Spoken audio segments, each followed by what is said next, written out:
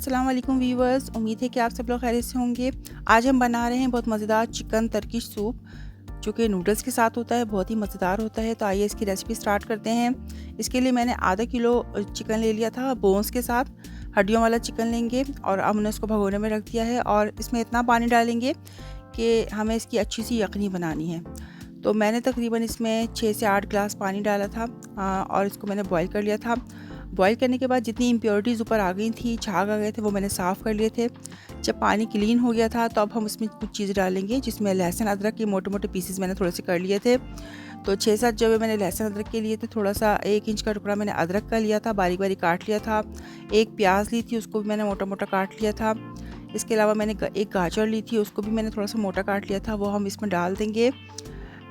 इसके सूप बनाने के लिए, यखनी बनाने के लिए 1 चमचा मैंने नमक ले लिया था और 1 टीस्पून मैंने काली मिर्च ले ली थी मोटी मोटी कुटी हुई, और 2 तेज़पात के पत्ते मैंने ले लिए थे। तो आप साबुत काली मिर्च भी इसमें डाल सकते हैं। और इसके अलावा मैंने इसको ढक के अच्छी तरह से मैंने इसको खूब पकाया ताकि ये अच्छे से यखनी बन जाए। और जब ये अच्छी तरह से पक गया, हमारा चिकन बहुत अच्छी तरह गल गया था। 20 से 25 मिनट में ये अच्छी तरह रेडी हो गया था। तो ये चिकन देख सकते हैं अच्छी तरह गल गया था। तो इस चिकन को मैं श्रेड कर लूँगी और यखनी को मैं इसको स्ट्रेन करके एक तरफ रख दूँगी। आप एक भगोना लेंगे, इसकी हम तैयारी करेंगे सूप की। 3 से 4 टेबल स्पून मैंने ऑयल लिया है, उसमें मैंने तकरीबन 5 चवे लहसुन के मोटे मोटे काट के इसमें शामिल कर दिए हैं। लहसुन को हम ऑयल में अच्छी तरह फ्राई करेंगे। 1 लाल मिर्च और 1 हरी मिर्च को मैंने बारीक बारीक काट लिया था, वो हम इसमें शामिल कर देंगे। इसको अच्छी तरह से फ्राई करेंगे ऑयल के अंदर। और इसके अलावा मैंने 1 मीडियम साइज़ की प्याज चॉप कर ली थी, वो भी हम इसमें शामिल कर देंगे और प्याज को भी इसके साथ अच्छी तरह से फ्राई करेंगे। तो हमें इन तमाम चीज़ों को फ्राई करना है।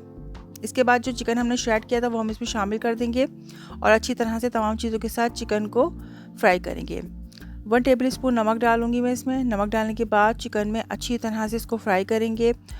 एक बड़े साइज़ की गाजर मैंने ग्रेट कर ली थी, तो वो हम इसमें शामिल कर लेंगे। अगर छोटी हो तो आप 2 गाजर ले लीजिएगा, बड़ी है तो 1 गाजर ले लीजिएगा। तो वो गाजर हम इसमें ग्रेट करके शामिल कर देंगे। 1 टेबल स्पून इसमें पेपरिका पाउडर जाएगा, वो हम इसमें शामिल कर देंगे। और हाफ़ टी स्पून मैं इसमें काली मिर्च पाउडर शामिल करूँगी। तो मैंने फ्रेश काली मिर्च पीसी थी, वो मैंने इसमें शामिल कर दी है। तो कोशिश कीजिएगा फ्रेश ही पीस के डालें। ये तमाम चीज़ें इसमें जाएंगी। इसके अलावा एक बड़े साइज़ की शिमला मिर्च थी, जिनको मैंने छोटे छोटे पीसीस में कर लिया था, वो हम इसमें शामिल करेंगे और अच्छी तरह से इसको भी मिक्स कर देंगे। मिक्स करने के बाद थोड़ा सा कुक करेंगे। इसके अलावा मैंने जो यखनी स्ट्रेन करके रखी थी, वो यखनी मैं इसमें शामिल कर दूँगी। तो यखनी को हम इसमें डालेंगे और यखनी के अलावा भी हमें इसमें पानी चाहिए, क्योंकि हमें सूप को अच्छी तरह पकाना है, तो हमें इसके हिसाब से ही पानी डालना पड़ेगा। तो मैंने इसके अलावा भी 2 गिलास पानी अलग से डाला था। और अब पानी डालने के बाद मैं इसको अच्छी तरह से पकाऊंगी। जैसे ही हमारे पानी में हमें इसमें बॉईल देना है, हमें इसको तमाम चीज़ों को मिक्स करके अच्छी तरह पकाना है। तो जैसे ही हमारे पानी में बॉयल आना शुरू हो जाएगा इसके अंदर सूप में, तो हम इसमें तकरीबन 100 ग्राम मैंने इसमें नूडल्स डाल दिए थे। तो ये नूडल्स इसमें चले जाएंगे। इसको स्पैगेटी नूडल्स जो भी आप कह लें, ये चले जाएंगे इसके साथ।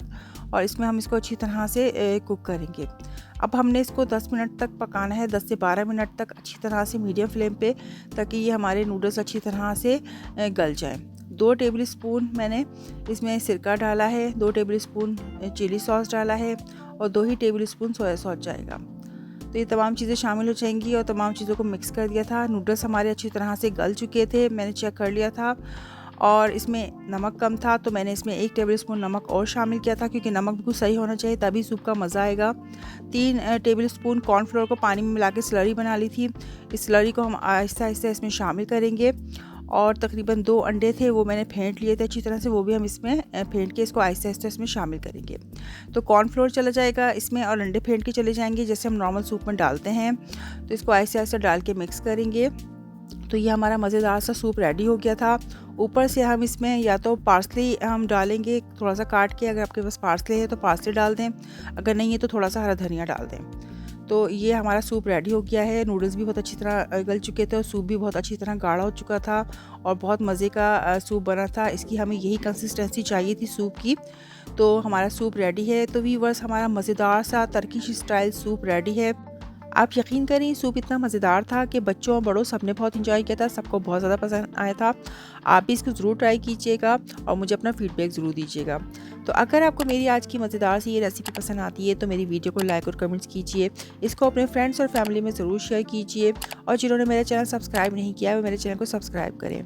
इंशाल्लाह इसी तरह की मज़ेदार रेसिपीज़ के साथ आपके लिए हाज़िर होती रहूँगी। जब तक के लिए अल्लाह निगहबान।